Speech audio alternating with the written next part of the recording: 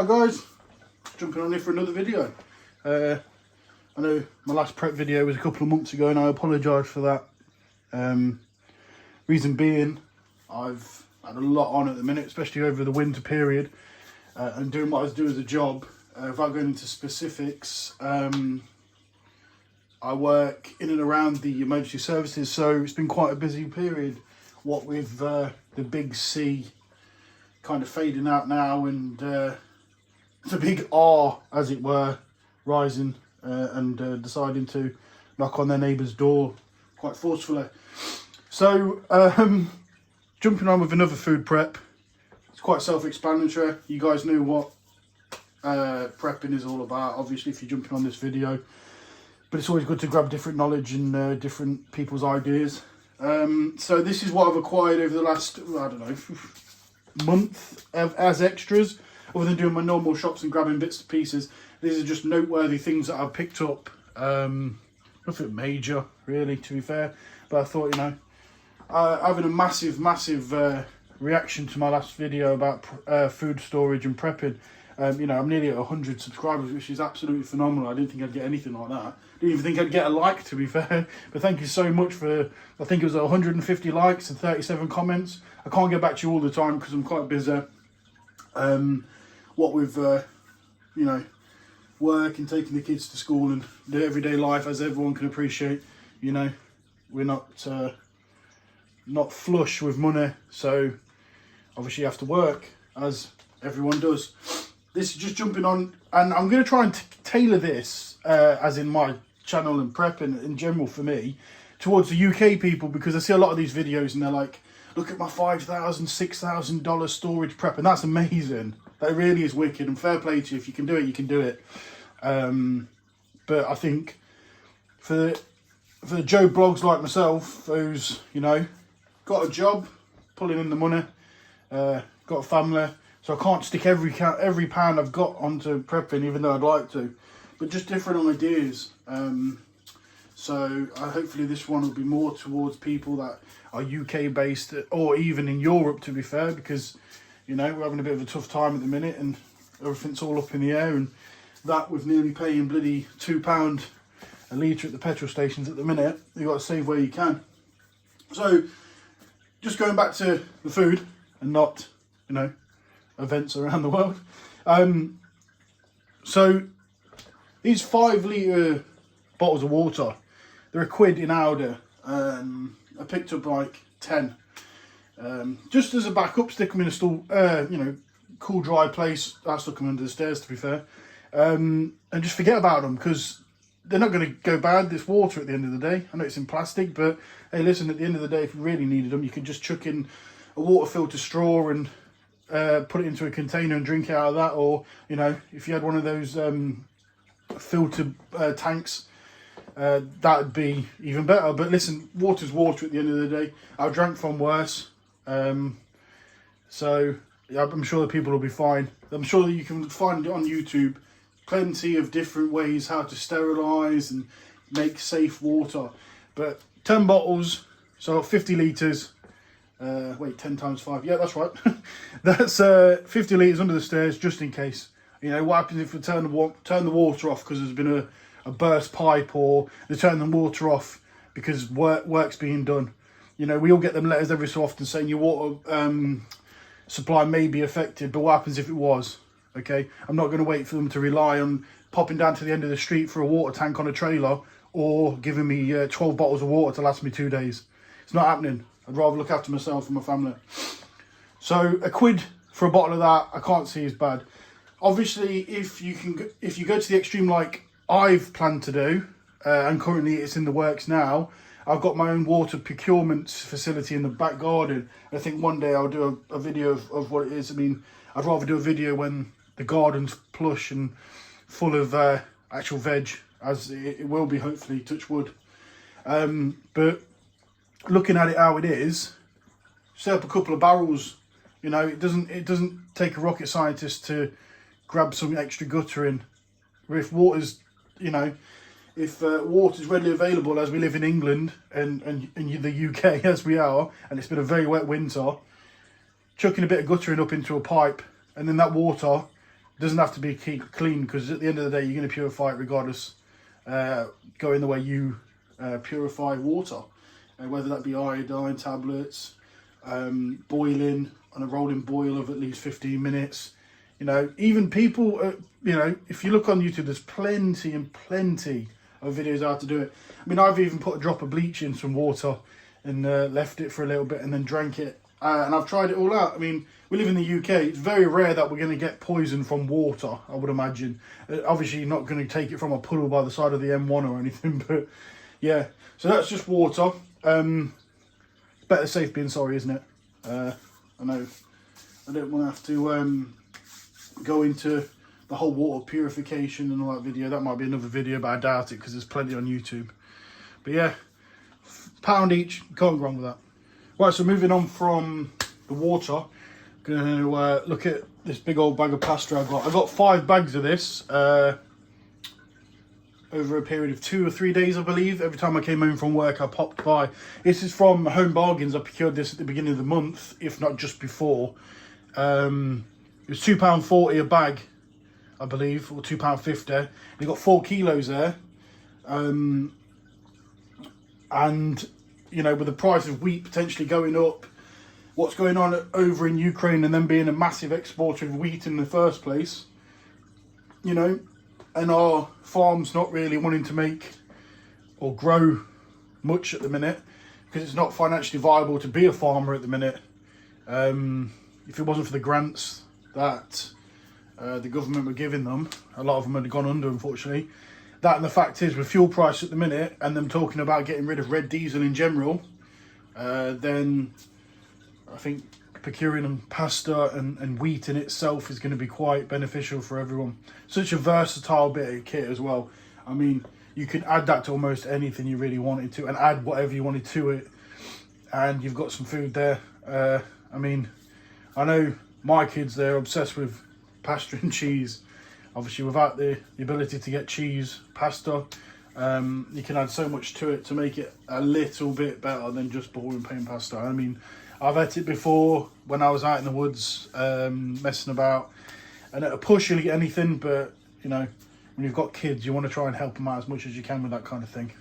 So pasta, 4 kilo, £2.50, let's say.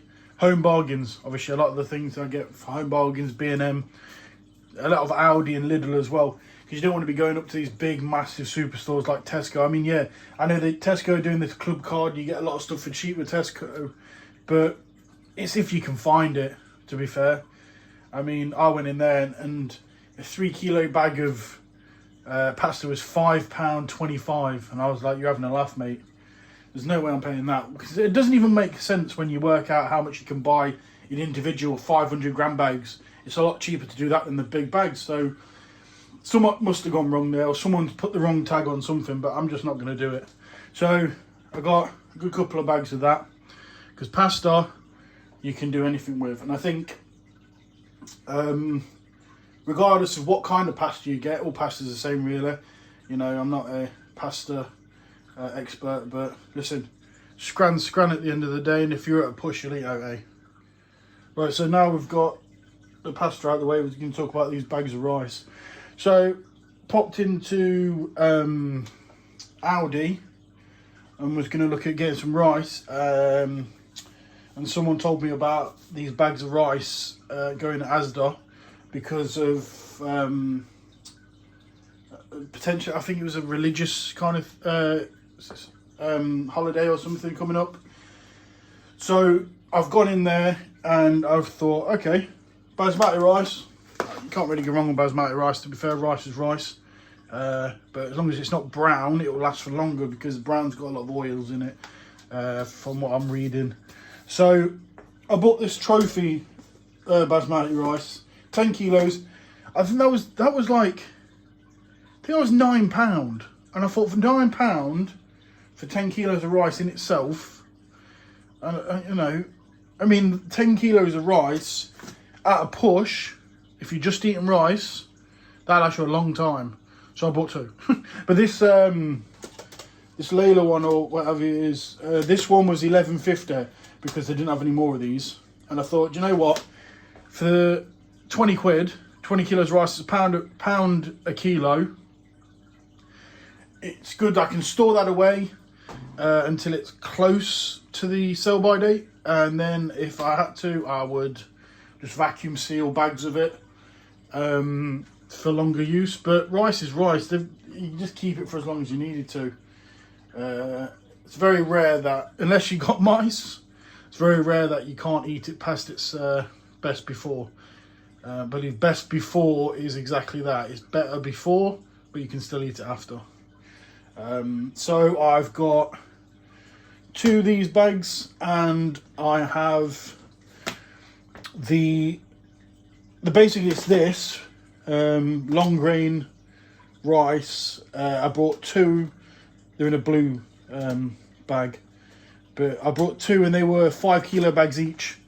So I got the smaller bags, and I think they were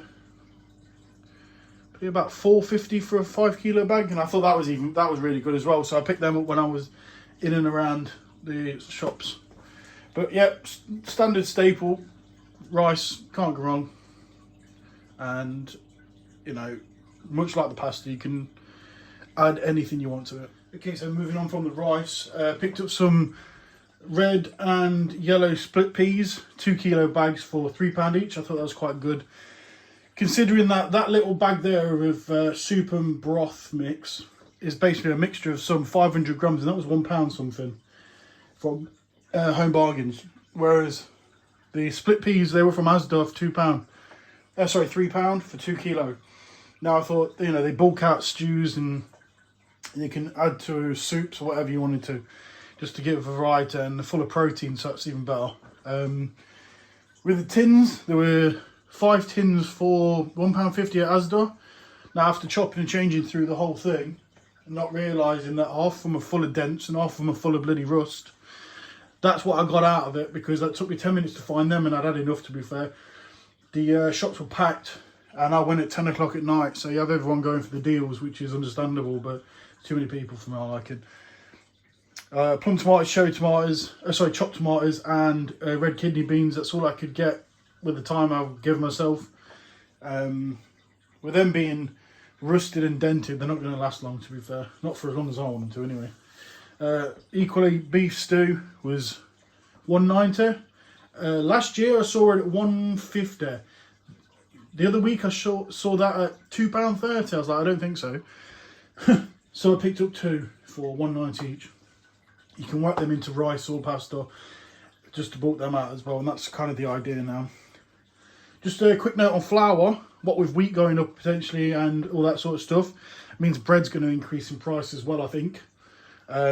So Aldi do quite cheap plain flour, and you can do a lot with that. I mean, there's plenty of recipes that you can find that have a minimum amount of ingredients for bread. Bread's bread at the end of the day. I mean, if you're lazy like me, I chipped in 5-6 quid, and I bought that ready-made packets of bread. You just add water and you just mix it up. I think they were like 89p each, and some of them got cheese in them, some of them were like olive bread. So literally I just stick them in the vacuum with the cutout at the back of the pack with the ingredients, with what to do and the instructions. Backpacked it up, oxygen absorber in, chucked it into the dry dark place, bing bang bosh. Lastly, I got 5 kilos of Scotch oats, and I just got a vacuum sealer, so I put them into small bags to start with, oxygen absorber in the middle of it, and then I thought, you know what, I'm running out of bags here, so I bought one of the big roll ones. I did do the bag a bit too big. I put a couple of oxygen absorbers in, sealed it up, and they lay flat, so you're all right. And if you turn it around, it's got a nice flat back, which means it sits all right, so you can stack them. But yeah, maybe a bit too big. But hey, listen, if we don't learn, then we'll never know what's right and wrong to an extent.